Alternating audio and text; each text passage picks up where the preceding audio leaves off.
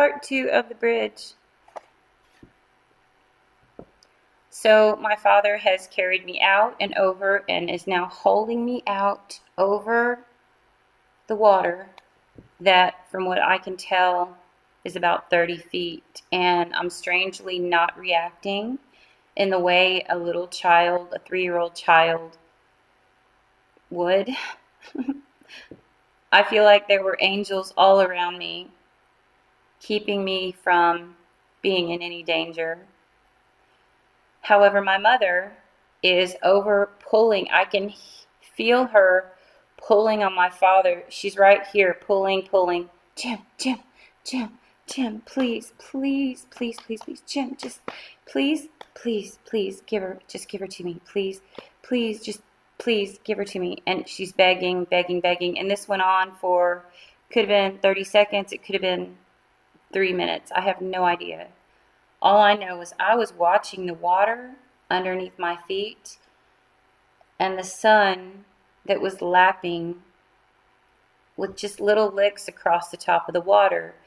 God had me focus on that, and I just looked straight through my little feet and remember seeing those licks of water and sunlight that brought me so much joy in that moment. It kept me from freaking out. And when my father was satisfied that he had tormented her to the point of he was absolutely confident that he could control her, not only in this moment but in the future, only then did he pull me back and hand me to my mom.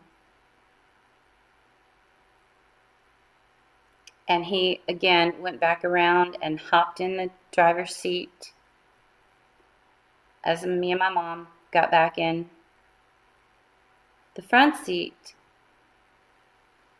She held me for a little while, but then she eventually put me back in the back seat. And then the name of the game was,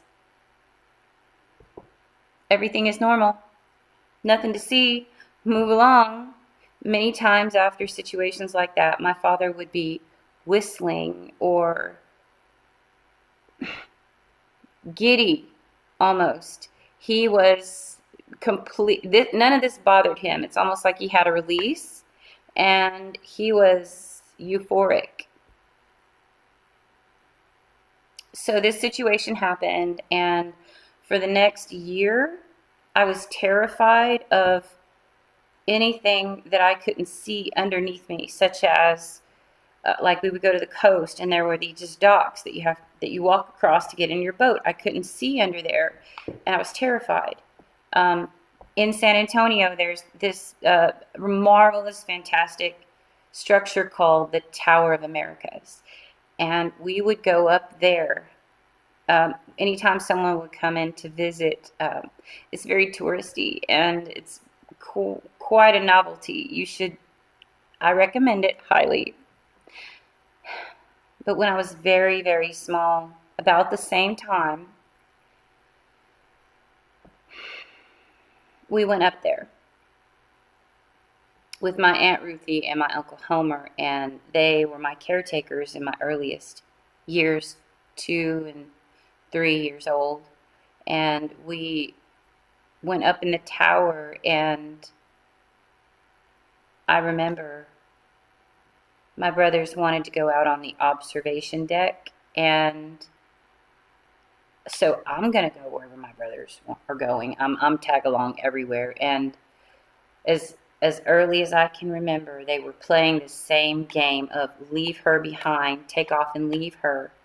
And that's exactly what happened in this situation as well. As soon as we got out onto the observation deck, they let go of my hand. There were no adults there. And they let go of my hand, and they took off running. And they left me there, up there in the middle. It felt like a mile high in the air, all by myself. And the wind carried me off my feet. And they found me. My Uncle Homer came out because I didn't come back with my brothers, who had gone in a big circle and left me. and my Uncle Homer came out and found me, and I was just sitting there shaking in a fetal position. Um, this was torment that went beyond any sort of sibling rivalry. This was a generational curse of sadism that was carried down. This behavior was never stopped or corrected. It is only continued. Um, so I had issues with bridges, obviously structures that I had to walk across that I couldn't see underneath, and um, bleachers, right? And these, there was a time in my life where I was literally hiding behind my mother's skirt and under her apron. She was my protector, but she had to go back. She had to go to work full time. She wasn't able to be my caretaker. She was wearing a lot of hats. She was doing most of the chores at home, and she was working a 9 to 5.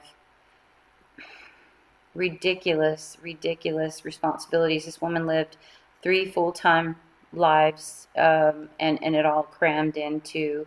She would say, "There's just not enough 24 hours.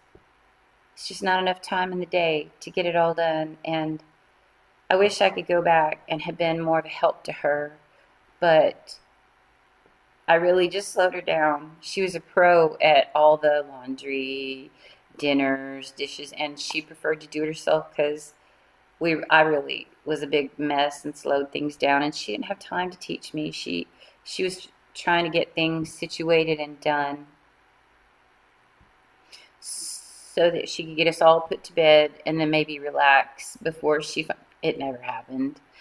I don't know how she survived for so long. I know, coffee, cigarettes, because that's the way it was back then. And most of all, God's grace.